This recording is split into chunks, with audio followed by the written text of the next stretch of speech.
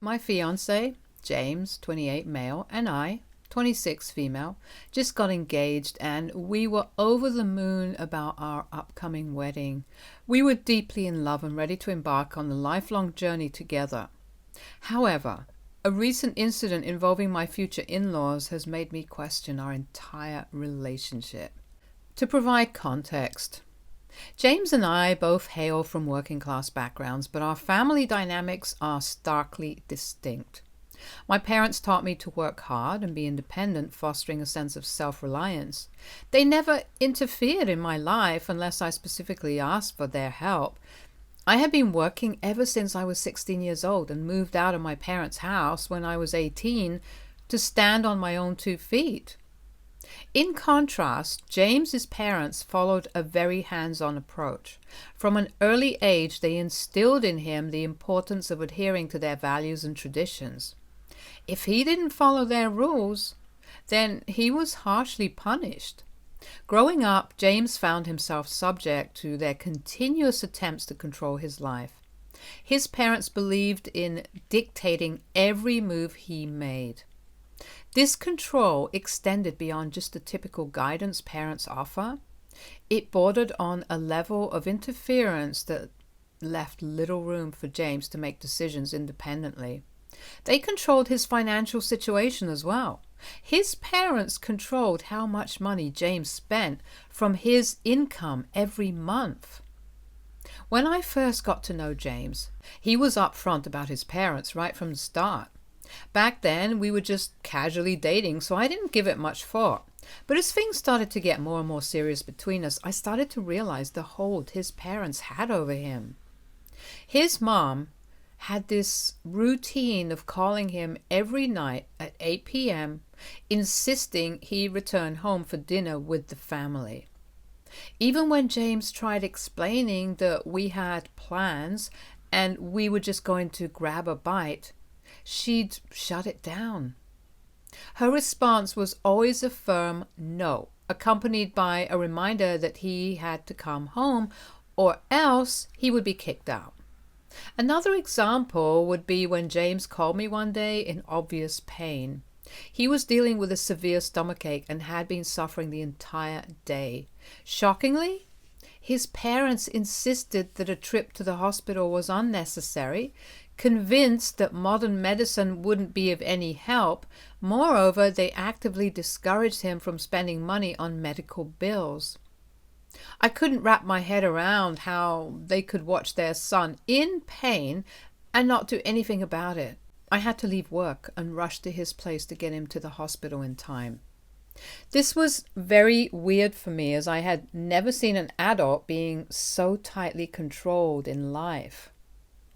When I asked James about the reason behind his parents' behavior, he shared that both of them had grown up in a cult.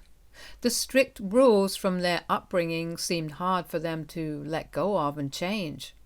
While I couldn't fully grasp the situation, I recognized it wasn't my role to interfere or pass judgment on his family. As our relationship deepened, we wanted to spend more time with each other and eventually decided that we would move in together. I had my own apartment, while John resided with his parents. We settled on him moving in with me. Little did I know that it wasn't as easy as it seemed.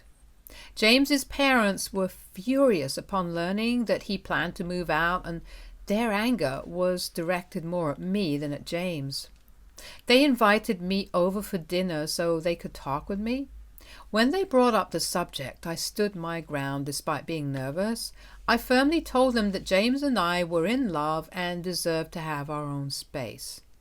Linda, James's mom, made it clear that she disapproved of our relationship because, according to her, women shouldn't be breaking up families. James's father, Robert, proceeded to inquire about my life, family, and career.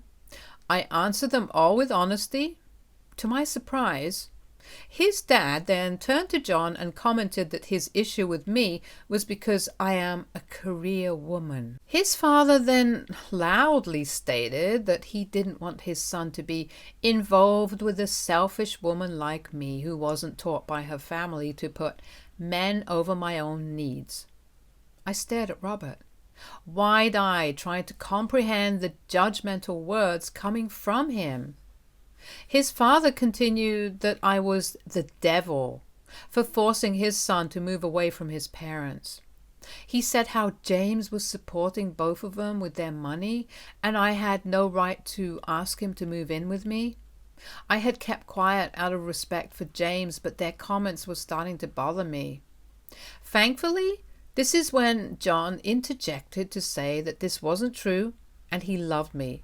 So the plan to move in with me was completely his decision. I nodded and firmly announced to both of them that John was an adult and it was his decision to move out if he wanted to. I then told Robert that I respected his opinion about his son and James could always continue to help them financially even if he wasn't living with them. James then took my hand and announced that he was going to go through with this decision, and it was final. I could see Robert's and Linda's disdain on their faces. They looked at him with disappointed expressions. I couldn't help but feel proud of him for standing up for himself. Since James moved into my place, our lives have become much more simpler.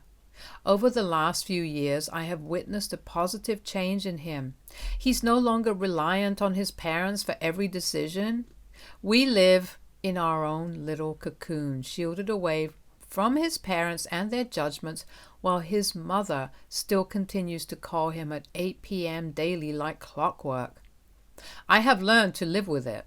James sends money to his parents every month like the good son he is. Over the years, James has come to spend more and more time with my family. My parents are much more laid back and absolutely adore James. He's always pleasantly surprised by how supportive my parents are and has grown to enjoy their company. It's been a delightful shift from the judgmental atmosphere he was accustomed to. My brothers love inviting John on their weekend fishing trips. Overall, James has blended well with my family. Now, coming on to the incident in hand. After we got engaged, we shared the news on social media and called our parents. My parents were overjoyed and my mom dove right into wedding plans. On the other hand, James appeared to be having a heated discussion with his parents. I couldn't catch the details, but I figured they had some concerns about me as usual. I decided to trust James to handle it and opted not to get involved in the conversation. Since the phone call, James appeared more subdued. I questioned him multiple times, sensing something was amiss, but he continued to deny any issues. I didn't think much about it until last week when he told me that his parents wanted to come over for lunch. I was taken aback because in recent years they had neither visited us nor acknowledged my existence. Nonetheless, I felt happy, thinking that perhaps, now that I was going to be their daughter-in-law, they wanted to sit down and get to know me better. On the day they were supposed to have lunch with us, I took a leave of absence from work so I could prepare a grand meal for his parents. I cooked an array of dishes, including a hearty lasagna, flavorful roasted vegetables, and a decadent chocolate cake for dessert. My aim was for them to be thoroughly impressed with my cooking skills and hopefully never question my ability to take care of James in the future. Upon their arrival, I greeted them warmly and welcomed them in. They appeared awkward and out of place and looked around my house disapprovingly. I noticed that James seemed more nervous than usual, which was understandable as they had never been to our place. They didn't talk much and we had our meal quietly. James's mother did make a few comments on how she disliked my dishes, yet continued to wipe the plate clean. I politely apologized, trying to keep the atmosphere as pleasant as possible. After the meal, Robert asked if he could take a tour around the house, to which I readily agreed. We strolled through each room and he examined them closely. Then we all settled in the living room. Robert cleared his throat and asked me to show him my finances. I looked at him curiously, struggling to grasp his request initially. He went on to explain that he didn't want just anybody marrying his son, and he expected me to share my financial details with them. I was taken aback by Robert's unexpected request. My eyes widened in disbelief as I tried to comprehend what he was asking. I have always been open with James about how much I earn, which is 2 times more than his salary, my investments and my savings. Hence, I never thought it was necessary to tell his parents. The idea of sharing my personal information with my future in-laws left me shocked and uneasy. This had never happened with me before, as my parents never asked James to show his financial details when we got engaged. I exchanged glances with James, hoping for some support or intervention, but he remained uncomfortably silent. The air in the room grew thick with tension as I grappled with the intrusive nature of this demand. I hesitated for a moment, but ultimately agreed to their invasive request. Reluctantly, I presented documents detailing my assets and savings, allowing them a glimpse into my financial life. I watched as Robert and Linda's eyes widened in surprise, and I couldn't help but feel a tinge of pride. All the years of hard work since the age of 16 have allowed me to save a considerable amount of money, showcasing my dedication and diligence. I hoped this would alleviate their concerns about our future together. But little did I know what would unfold next. To my bewilderment, the situation took an unexpected turn. Robert and Linda, after scrutinizing my financial records, shockingly demanded that post-marriage I give up full control over my finances. My brows furrowed in confusion as their words sunk in. They went on to explain that women in their families don't manage their money, so I should let them take care of us for our own benefit. The absurdity of their demands left me speechless. I urged them to clarify further, and Robert boldly stated that I was marrying his son now, and this is what they followed in their family. As the supposed head of the family, he declared his intention to take charge of all financial matters. Stunned, I turned to James, anticipating his intervention, only to find him sitting quietly. When I asked for his input, to my astonishment, he appeared unfazed, stating that, as his wife-to-be, his parents wished to guide our lives. Linda then started saying that they wanted to move in with us after marriage so that I could take care of them like any dutiful wife. Robert nodded in agreement and suggested that it was a good idea for me to stop working after marriage. He explained that with my savings they could sustain themselves until James found a better opportunity. Shocked, I stared at them with my mouth open as Linda continued outlining her vision for our wedding, insisting it be held in a church or she wouldn't attend. With each passing second, I could feel my frustration rising, and James remained frustratingly passive. Pleadingly, I looked at him, torn between respect for my in-laws and standing up for myself.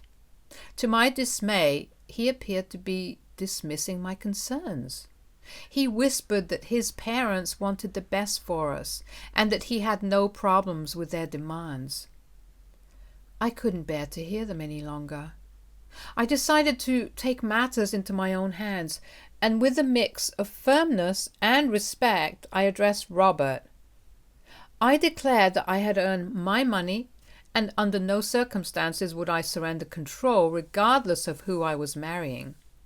With a measured tone, I asserted that decisions about our finances and living arrangements were a mutual matter between James and me. Regarding them moving in with us, I suggested when the need arose, we would think about it in the future while also maintaining our independence and privacy as a married couple. Upon hearing this, Linda scolded me, insisting that women in their families didn't talk back to elders. Robert joined in, stating that as I was marrying their son, I needed to adhere to their living rules. He went on to express his views that modernity has ruined my womanhood and that I should be more obedient. In response, I questioned why he wasn't working and dependent on his son for money if he believed in traditional gender roles that dictate men should be the breadwinners. This seemed to piss everyone off, and Robert started to yell how disrespectful I was being. James even shot me a disapproving look and told me that I couldn't talk to his father this way. Frustration and desperation consumed me as I realized that I could never live under their suffocating control. What was really infuriating for me to see was James refusing to stand up for me in front of his parents while they continued to disrespect me and discuss taking away my financial independence. He seemed to have drastically changed, and I had no guarantee that he would have my back after our marriage. In a final plea, I asked James if he genuinely supported his parents' stance. James took a deep breath and expressed his desire to start a family with me after marriage, but insisted that if I continued working, our children would turn out like me. I looked at him in disbelief, as he argued that our kids wouldn't respect him if they found out that I was earning more than him, so I needed to give up on my career and focus on our family. Robert and Linda nodded along in agreement. Frustration and disbelief overwhelmed me. I couldn't comprehend that James was willing to prioritize outdated expectations over our relationship. I looked at him, feeling a sense of betrayal, as he stood by his parents' regressive views, unable to accept a future where my independence was compromised. I took a deep breath and, with a heavy heart, I finally said, "I want to call off the wedding." Wide-eyed disbelief painted Robert and Linda's faces as my words sank in. They immediately started to blame me for shattering their perfect family vision and how, as a woman, I needed to respect their family traditions and rules without any questions. Unyielding, I demanded James and his parents leave my house, otherwise I would call my family and the police on them. James started to plead, but I firmly asked him to leave with his parents. They eventually left in a huff. Since this incident, I have been feeling really guilty about what happened. Yet deep down, I know that I have taken a stand for myself. AITA for breaking things off with my fiancé because I didn't want to give up my financial freedom. Update 1. Since I broke off my engagement 2 days ago, I have spent all my time crying. I called my parents and asked them to come over so we could urgently talk. My family rushed over to my apartment in concern. The concern deepened when I opened the door, my face marked with tears. As I spilled the troubling news to my parents, their faces mirrored a mix of concern and empathy. My mom, usually the optimist, wore a furrowed brow as she absorbed the situation. Dad, a man of few words, wore a stern expression but offered a comforting hug. He reassured me, expressing how fortunate James's parents were that he wasn't there. Otherwise, they would have faced his wrath. I couldn't help but smile, knowing my parents would have swiftly dealt with the situation. My brothers, having developed a camaraderie with James over the past few years, were visibly stunned by the news. Their expressions revealed a mixture of shock and disbelief as they grappled with the unexpected turn of events. Despite their initial surprise, they promptly expressed that I did the right thing, offering comfort and assuring me of their unwavering support during this challenging period. As we continued to discuss the situation, I was relieved to see that I wasn't alone in my shock, as my family members too were taken aback by James's sudden change in behavior. I had been worried that I had missed these signs when we dated, but it was evident that James had skillfully concealed this aspect of himself until now. Questions flowed naturally, from the specifics of James's changed behavior to the unexpected demands put forth by his parents. We collectively expressed our surprise at witnessing a side of James we hadn't anticipated, especially in supporting his parents' unreasonable requests. The conversation swirled around the events that transpired, with each family member voicing their concerns and thoughts on the matter. Since the incident, my family has been incredibly supportive. My brothers suggested packing up James's things so they could drop them off at his parents' place, ensuring he doesn't have a reason to return here. My dad offered to change all the locks and install a camera at my driveway, so if his parents come back, I can notify them or the police right away. Meanwhile, I have been bombarded with messages and calls from James, each one filled with a mix of apologies, pleading, and frustration. His parents joined the chorus, sending messages expressing disappointment and attempting to guilt-trip me into reconsidering. The constant notifications have created a whirlwind of emotions, but amidst it all, I am holding onto the decision I made for my own well-being. Update 2. James's parents have been arrested. My hands are shaking as I am writing this, as they have just been arrested a few hours ago. A week after our breakup, while I was still trying to heal from the emotional aftermath, I heard a doorbell ring today. I noticed through the security camera that James's parents were at my doorstep. I asked them to politely leave as I didn't want to discuss anything with them. They pleaded that they were here just to talk and urged me to hear them out for the last time. I quickly texted on my family chat that his parents were at my door, and my dad replied that he was on his way to my place. Feeling confident that he was coming over, I foolishly, against my better judgment, I let them in. As his parents stepped inside, I felt even more anxious and just wanted them to leave after saying their piece. They started by apologizing to me, which completely surprised me. I politely waited for them to explain themselves, and Linda expressed remorse over her earlier criticisms of my cooking. Robert then asked me if his demand to see my finances had made me uncomfortable. I nodded, and he attempted to justify their intrusive request. They tried to sound nice, but it still felt like they wanted to control things. They kept on talking, justifying why they felt the need to control my finances. Their explanations were frustrating, claiming it was for our own good, but it only made me angrier. They insisted on their right to dictate our lives, throwing reasons at me that sounded more like excuses for their overbearing behavior. Linda insisted that as a woman, my main focus should be on raising children and managing the household, while James should be the sole breadwinner. It was so absurd that I couldn't help but laugh in frustration. I questioned how they expected me to give up my career, especially when I was the one earning twice as much as James and handling our household responsibilities. They took offense, and Robert erupted, yelling that James should worry about earning while my only concern should be the kitchen. Anger surged through me, and I was on the verge of giving him a piece of my mind. At that moment, my dad rushed in, and I couldn't help but feel a sense of relief. He looked at me, concern in his eyes, and asked if I was okay. Just by observing my expression, he must have sensed that James's parents were once again trying to pressure me. Linda and Robert looked surprised to see my dad. He greeted them with a stern nod, acknowledging the awkward atmosphere. My dad, never one to mince words, straight up asked them what they were doing here. Robert told him that they were there to discuss the issue at hand.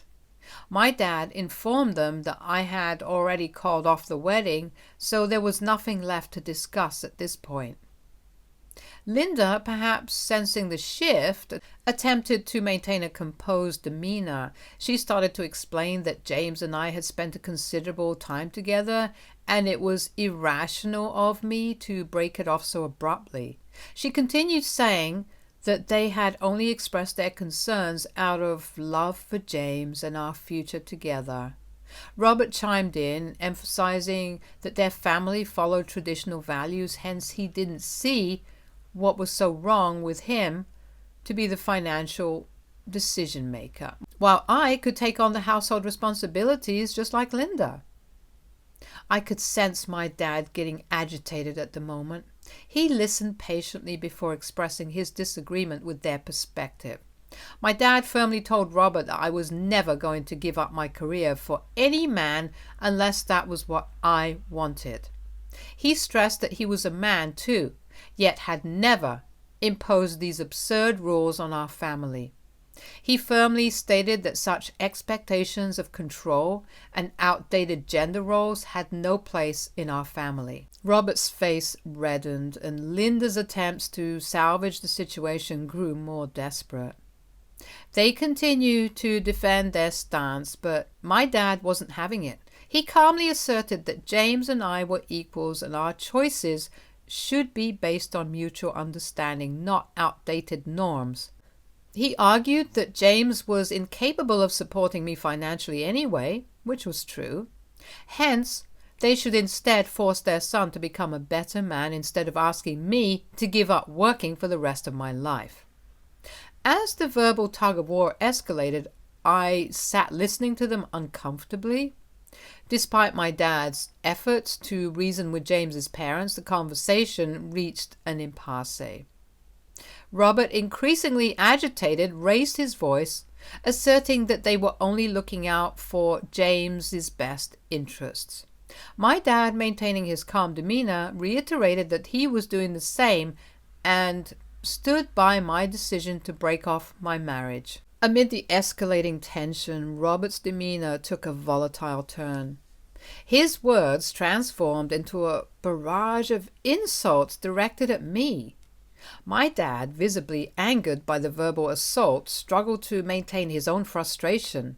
Robert continued to yell how I had wasted James's time all these years, while my dad yelled in return that it was James who had in fact been a coward all this time, while trying to hide his true feelings about his thoughts on family dynamics.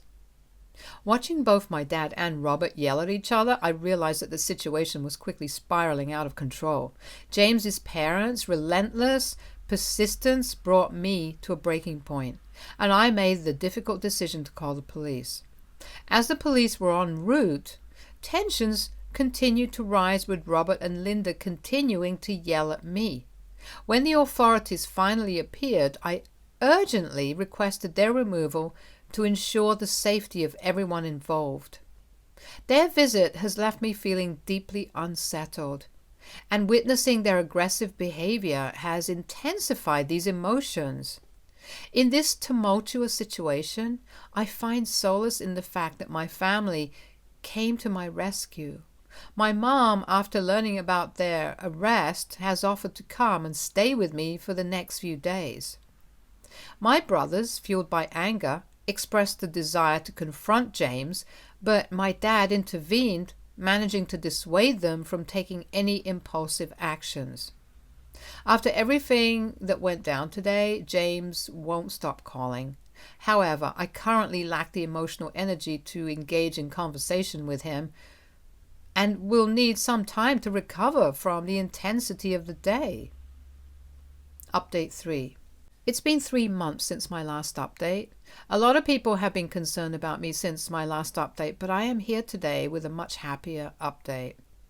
In the 3 months since that intense encounter with James's parents, I have experienced a significant transformation.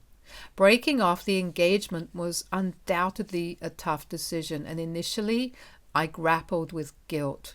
However, deep down, I knew I had stood up for myself and my principles. My emotional healing has been supported by my incredible family. They rallied around me, providing unwavering comfort and understanding. My mom stayed with me for a long time until I could feel safe enough to live on my own. My dad came to visit me every morning, and we started going out for walks, which has sort of become a routine for us now. I love spending time with him during our walks. My brothers helped out wherever they can, and their actions speak louder than words, reaffirming that I am not alone in my decision. James has continued to reach out, his messages flooded with apologies and pleas. He explained that after our engagement he was gaslighted by his parents and he went along with their demands. He urged me to reconsider, saying that this won't ever happen again. However, I have stood firm in my decision and let him know that I am done with him and his family. I have blocked all of them, making sure that they can never disturb my mental peace ever again. As for my career and financial independence, I have been thriving. The incident reinforced my commitment to maintaining control over my finances. I have excelled in my job, embracing the sense of empowerment that comes with financial autonomy. I have also found solace in reconnecting with friends and pursuing personal interests. The support network around me has been instrumental in my journey of rediscovering myself as a single gal after so long. Looking back, I recognize that breaking off the engagement was the right choice. It allowed me to reclaim my agency, prioritize my happiness, and foster personal growth. If there's any advice I could give to any young woman reading this, it's never to let anyone control you in the name of love. Stay tuned for more stories from Our Girl Relationships.